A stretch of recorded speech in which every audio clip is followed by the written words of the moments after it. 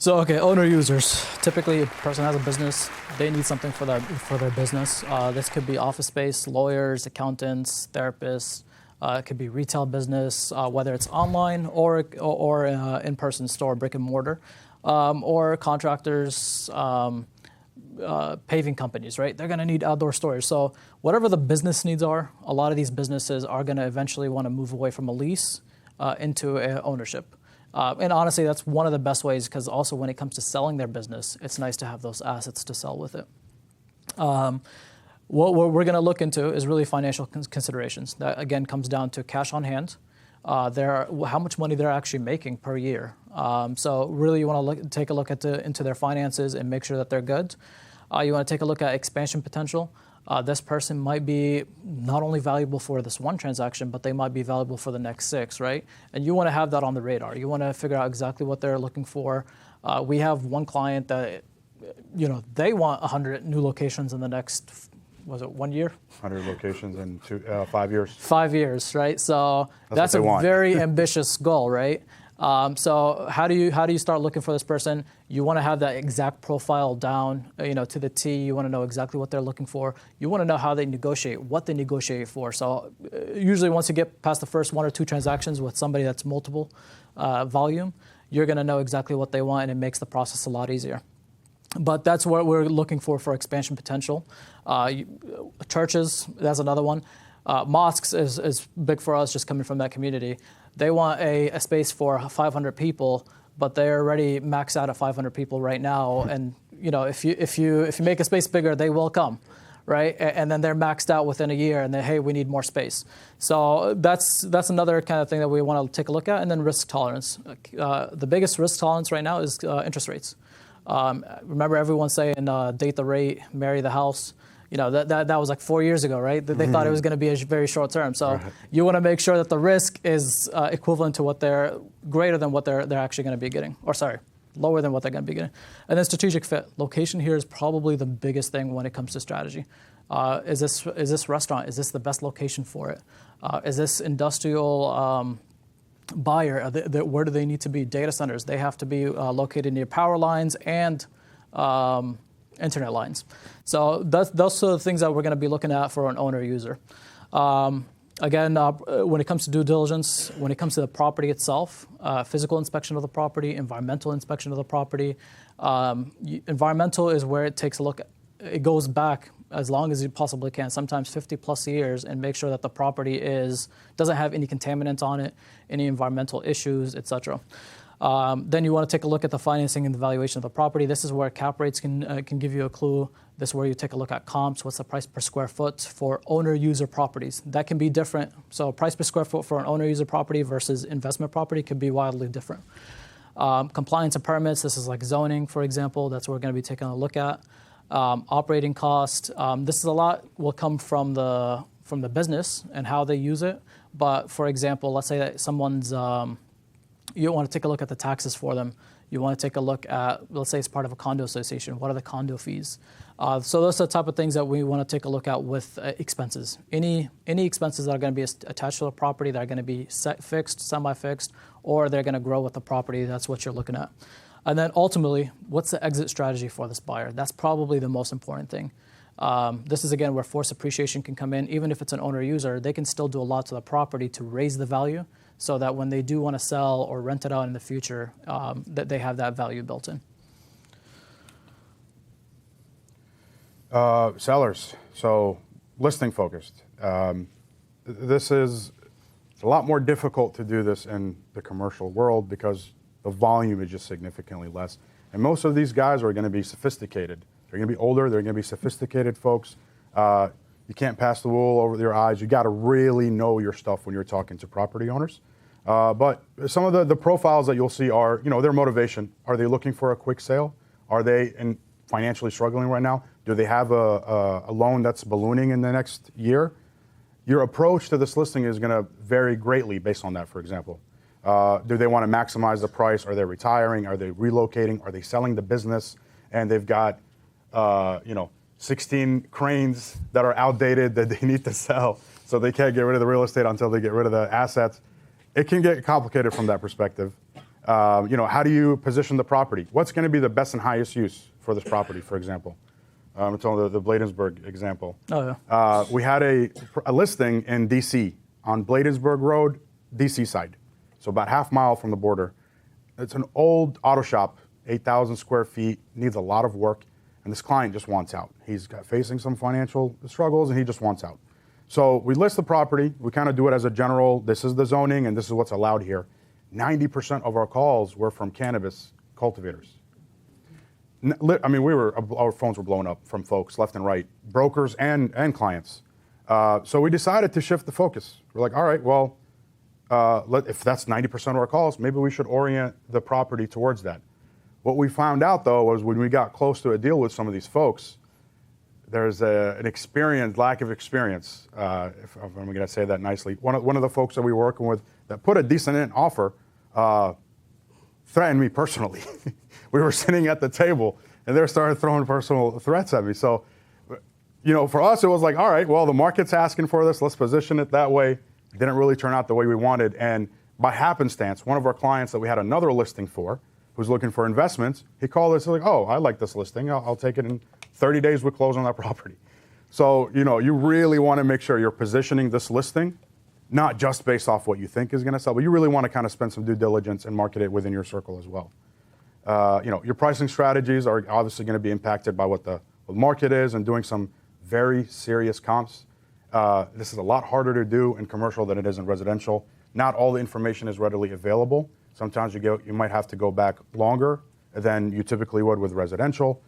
You might have to use CoStar, and a lot of the times the price that they sold for is undisclosed. So you're going to have to do some groundwork and reach out to the broker that sold it or the property owner. Hey, so there's a lot of groundwork sometimes that is associated with getting some really good property valuations. And to be honest, with commercial, it's not as forgiving when you go on market as it is sometimes for residential. You might do a quick price drop on a house, and you'll get several offers the next day. If you mess it up coming out of the gate with commercial, it's not always easy to readjust down the line. It's going to take longer for that to matriculate in the market than it would with residential. So you really have to make sure your pricing is on point, especially with the rates with the way they are now these days. Risk tolerance, obviously we covered that. That's going to be the same here. And your marketing approach. So MLS is still a really good tool in commercial. A lot of it will drive tenant and buyer traffic. A lot of people are in the MLS that are client facing.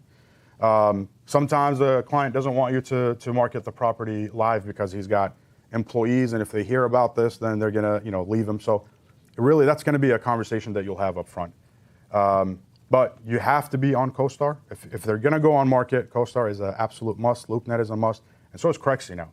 Crexi is a really, really strong tool. You're going to get a lot of leads that can't come through Crexi, and it's cheap to do. It's not as expensive, honestly, as LoopNet or CoStar. So Crexi is a massive tool that you need to be on if you're going to be listing. The due diligence from a seller perspective, if the property is generating an income, there's a tenant in place, there's a lot of documents that go along with that. What's the rent roll? If there's a business in place, what's the profit and loss statements for this business, for example, and especially if there's a business sale attached to it. If they have lease documents, if there's a tenant, you need to understand what the lease says. Sometimes tenants have a first right of refusal negotiated within the lease that might be 10 years old. If you get an offer, you're going to have to make sure that you notify the tenant because they have first right of refusal on that property to match that offer. You really need to dig into these leases if there's a tenant and you're selling the building. If there's prior inspections, if the person bought it and he did a load of feasibility, that really helps you save a lot of time when you're dealing with a buyer now or a broker that's coming to you with a qualified buyer. Well, hey, we did a feasibility study within the last 5 years. Here you go. It saves you a lot of time when you go under contract. Disclosure obligations. This is really based on. It can be jurisdictional specific. So based on the state that you're in, if you're in D.C., Maryland, or Virginia, D.C. and Maryland can get a little bit more complicated with some of the documents that you need to have when you go on market. Virginia's a little bit easier. Are there any material defects that are known that you might need to know about to disclose, for example? That's something that you're going to have to know. Market analysis, we talked about that. It's very, very important to have very strong comps. Go the extra mile to really figure out this building. And that's all going to come out in your presentation. You really need to know your numbers when you're talking to these folks. Because honestly, there's a lot of brokers that are calling them to let them know, hey, this property sold down the street from you. Or, we think we can get it sold. So they're going to they're going to have sometimes more knowledge about this property and the valuation than you do. So you really have to step up to the plate. Negotiation prep, yeah, so, and anticipating buyer concerns. So if you have all this information, you can kind of see some of these red flags coming a mile away when it comes to the negotiation table. Closing coordination. So just making sure that once you get to contract, when you do, you have a process to follow so that you can get to closing quicker. Work with Cardinal if possible. Work with Cardinal. They've been actually excellent on the commercial side. Yeah. One thing I'd like to add, and we missed on here, but LLCs exist for commercial properties 90% of the time. You want to make sure that it's the right LLC, the right people behind the LLC, articles of organization, operating agreement. So the person that signs that listing agreement for you, you want to make sure that they're actually authorized to sign it, and they're going to be the person that actually signs at closing. You might need multiple people to sign at closing, so you want to get that wrapped up at the beginning and make sure that you have that set. You can go to the SEC website for articles of organization 90% of the time, but operating agreements are usually something that you'll have to get from the person themselves. I think this is the last slide. This is the last one? Yeah. Last one, guys. So macro trends. This is just to keep top of mind, or I guess in the back of your mind. There are macro trends that are going to affecting the commercial real estate market. So news that affects how it rolls down to the local level. How's the economy doing? What's consumer spending like? What are the rates right now? These are kind of more of the macro trends that are going to be affecting the market. Supply and demand is going to be more where the field that we all play in, right? What's the local supply and what's the local demand, and how does my listing kind of roll into that, or how can I advise my buyer or my tenant based on retail? So for example, retail right now is on a huge tear. It's kind of crazy. You'd think, coming out of COVID, people are kind of going into these spaces. We've seen some spaces jump 20, 25% over the last 3 years. Reston now, on average, we're seeing over $60, $70 a square foot, where historically it was like maybe 50 and below. We're seeing that across the board. So this is huge. You need to stay on top of the supply and demand in your market to understand why rates are doing what they're doing. Interest rates are absolutely huge. You'll play in this field a lot because they affect everything. And then down to technology and policy. I'm not sure what we were intending here, but understanding your zoning laws. That example that I gave about the Play Cafe, to really understanding zoning, especially in the particular county that you're working, will help you make quick decisions with clients rather than spinning your wheels and then finding out, this use might not work there. So,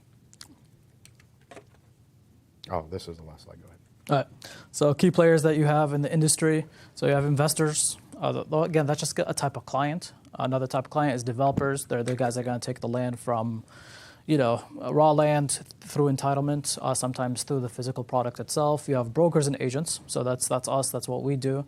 And brokers and agents can be leasing agents, tenant agents. You could have industrial-specific brokers, multifamily brokers. So a lot of what you'll actually see in commercial is very niche focuses for each group. So even the larger companies, they might have one group in this region that's only focused on industrial, and then another group that's focused on multifamily, et cetera.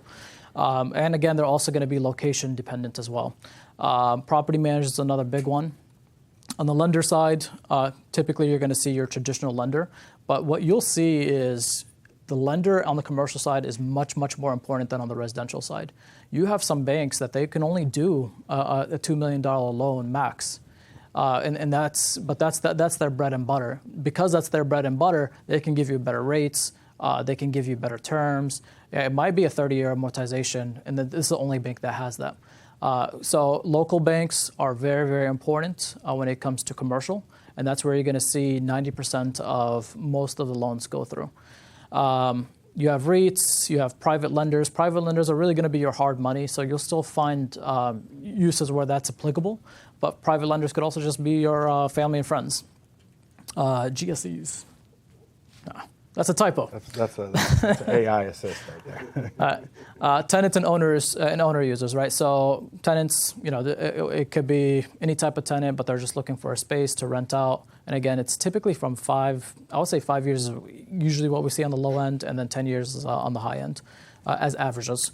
And then owner users. So this is Main Street America. This is where, a lot of businesses are coming.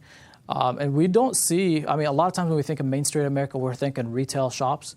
we don't see like the behind the scenes, the paving companies, the trucking companies. Like these are all privately owned, and they need land. They need warehouses. They need 1,000 things that really drive the economy in our local area. So those are key kind of players in our market. Actually, one thing we need to add on here: attorneys. Attorneys are hugely important. CPAs are important. People that you got to just connect with professionally, and they're also going to drive business to you as a professional. You play a very focal point in all of this as brokers. So if you're a good broker, you're going to connect developers with speculative properties that will fill the pipeline for that community for the next 10, 15 years sometimes. So your focal point is really important. From a lender perspective, just to add on to what Khalid was saying, lenders sometimes the bank requirements or the bank appetite changes sometimes quarterly. So you may be working with a lender thinking, all right, I know I'm going to be able to get a loan through him for my client for this particular product type, but sometimes that fills up quickly and then they change what they can and can't do on you like mid-quarter. You need to stay on top of it. It's really important to have multiple lenders in your back pocket that are good at what they do, and sometimes specialties matter. So just to kind of add that quick point there. That's it. That's it. So, thank you, everybody. No, you're good.